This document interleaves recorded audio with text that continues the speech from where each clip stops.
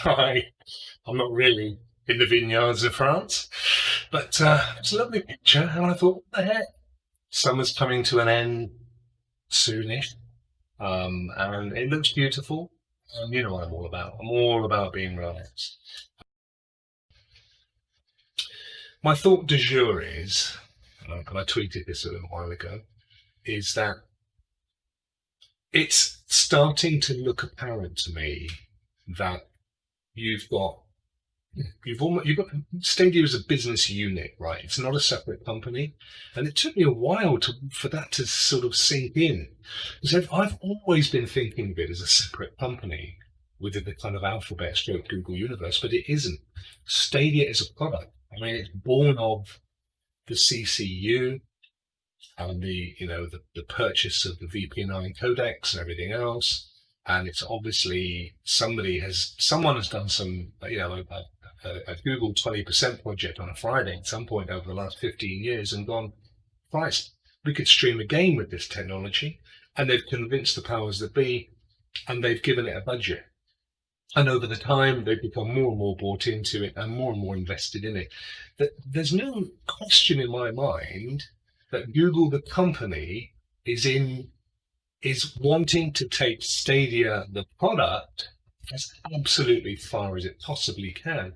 The problem I have is, and it's only become a realization really over the last couple of months, is that while Stadia is just a product, it's only ever going to be treated as another product by the people within Google whose job it is to develop products. In order for it to be a living, breathing body, it has to be a corporation. That is, the derivation of the word corporation comes from the Latin corpus, the body, corpus Christi, the body of Christ. It has to be a living, breathing organism. It has to stand as a separate company. And it doesn't. It's a product. So on the one hand, they've brought people in and they've set up Stadia Games and Entertainment, which again, I think isn't a company. I stand to be corrected, but I think again that it is a division within the Google voice. But Stadia, the product, does not come under the auspices of Google Games and Entertainment. It is separate too. So where Stadia Games and Entertainment has some amazing people within it, in all levels of the strata, from board to marketing, etc., they have yet to put a product out that they need to market. Whereas Stadia is being marketed, and I think it's being marketed by people who have come across from other divisions and other departments within Google. They've been, seconded across. They are, they put an ad in the Google Times, the internal, whatever the intranet does, looking for people to work on this gaming system platform without giving too much away internally. Prerequisite, must have an interesting game. So they got Xboxes and PlayStations and Nintendo Switches. Of course they did. I mean, where else would they have got their gaming experience pre-Stadia? I mean, there was no cloud gaming before Stadia, right? But that is where their love, their passion, their allegiances lies still to this day. So you have a situation where they're being asked to market a product that they probably don't use a great deal themselves, because they're invested in their consoles or their PCs or their handhelds or their mobiles or whatever they were gaming on before they were brought over. That's not to undermine their ability in their chosen field or specialism. They're probably absolutely excellent. They probably have amazing track records in promoting Gmail or Google Glass or whatever. But when you're looking to launch something into what is essentially a lifestyle sector, which it absolutely is, you've seen it, we've seen it over the last 2 weeks. Everyone's like, yeah, I'm not really sure which of the consoles I'll go for. Xbox comes up. I'm Xbox. I'm in. No questions. I'm up. I'm money. Take it. PlayStation. Yeah, I'm always been PlayStation. Take it. Here's my money. I mean, they're already, the allegiances are there. They're already struck. The amount of consoles that will be sold for the next generation will be almost in parallel to the same ownership prior to the next gens. Because it isn't about whether those two boxes are better than the other. It's about have you come from Xbox or have you come from PlayStation? Have you got the investment in this one or this one? Have you played with friends on this one or have you played with friends on that one? And that's the one you're into. And then Stadia comes right down the middle.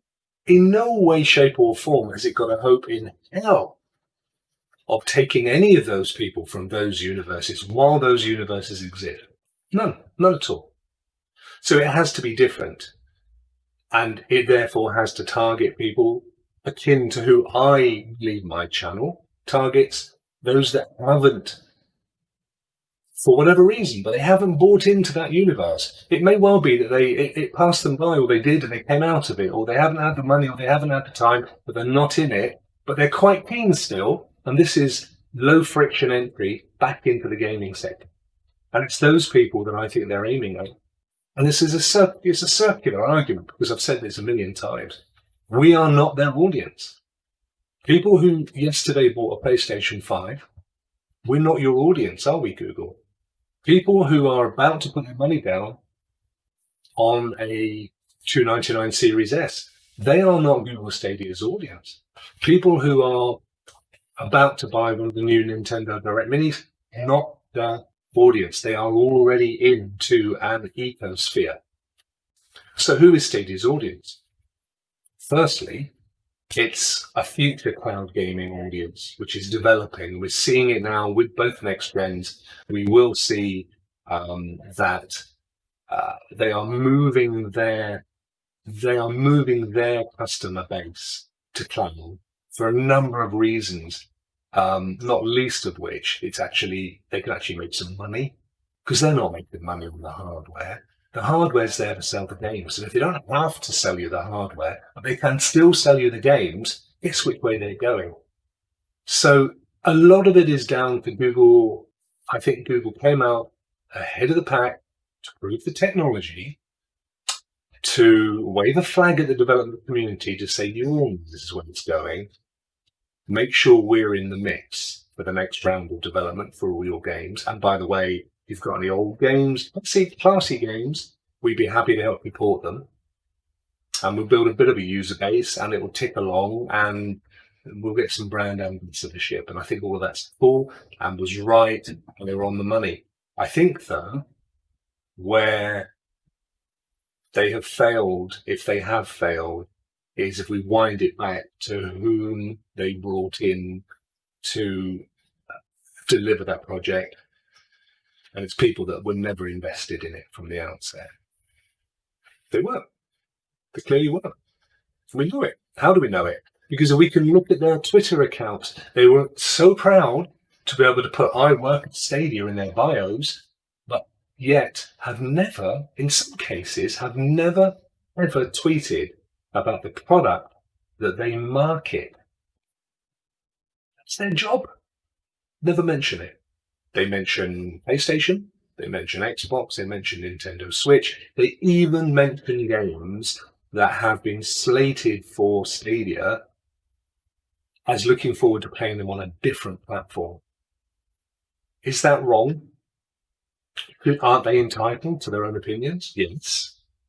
But I have a really simple rule in my company. If you put the fact that you work for me in your bio, you better not say anything that's going to prejudice my company or my client base. It's really simple. And that's what they're essentially doing. They're wanting to say, yeah, this is all about I'm working at Google. Isn't this amazing? I'm Billy Big Balls in the gaming community. Look at me. But actually, I'm not that invested in it. I was brought in from working over there on Google Glass or, over there on Android games or mobile or whatever. I had quite good fun over there, actually, because I've got an Android phone. It's been quite good. I don't know a lot about Stadia, and I'm really happy with my PlayStation. So that comes down to Google. That isn't on those guys. That's purely down to Google. And the way that it has structured its business unit. How would I have done it differently? I would have made it a separate business. I would have made Stadia part of Stadia Games and Entertainment under Jade Raymond. I would have put key people in. I mean, there are key people already in charge of the product, but I would have put them under her within that unit. And I would have employed specific marketing people from other gaming communities. And I would have brought them in outside in so that they don't just feel like, oh, it's just another project that I've been put on within this existing company of mine. And I think something along those lines is really, really important to move it forward as well. For now, I don't know. I think whether intentional or not, I think Google probably need to take a bit of a backseat now. They need to tick Google Stadia along until the spring of 21 to allow for the whole, the two giants fighting it out over Christmas. Or they need to move fast on moving to those new territories where those consoles aren't going to have much of an impact anyway, and they can do their thing. So, in amongst all of that, am I saying I'm losing my faith in the product? Absolutely not. Absolutely not. I think Stadia is still amazing. I think it's a technological marvel.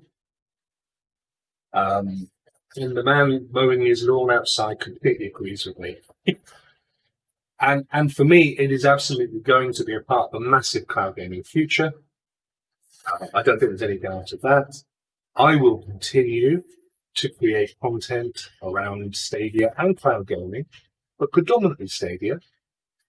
And it will be laid back, it'll be fun, it'll have my perspective, and I will try to entertain every corner. Now, as the man with a lawnmower is trying to tell me, that's probably time to wrap it up. So, as I always say, at moments like this, rock out.